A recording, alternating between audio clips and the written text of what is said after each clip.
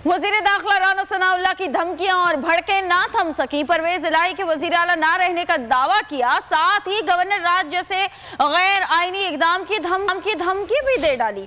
दावा किया कोई सियासी बहरान नहीं, गवर्नर की जानिब से डी नोटिफाई आज जारी होना चाहिए। जब भी इजलास हुआ वजीर आला के इंतखाब के लिए होगा। सदर के ओहदे को तज़हीक का निशाना बनाते हुए बोले, वजीर आजम की एडवाइस के बगैर सदर अपने माथे पर बैठी मक्खी भी नहीं उड़ा सकता। राना सनाउल्लाह एक बार फिर हमजा शहबाज को तख्ते लाहौर पर बिठाने के ख्वाब भी देखने लगे।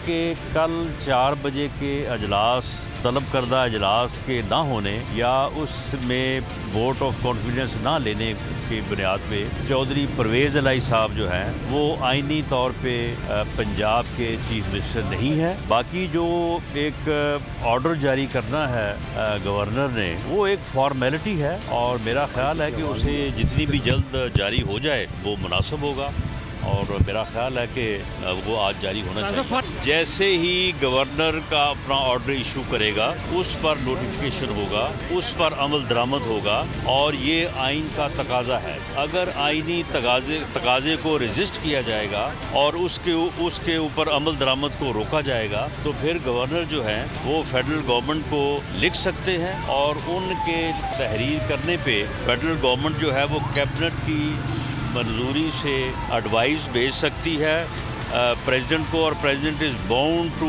Act on the advice of the prime minister और गवर्नर रूल लग सकता है। या दूसरी सूरत में जो है वो पार्लियामेंट जो है वो रेजोल्यूशन कर सकती है।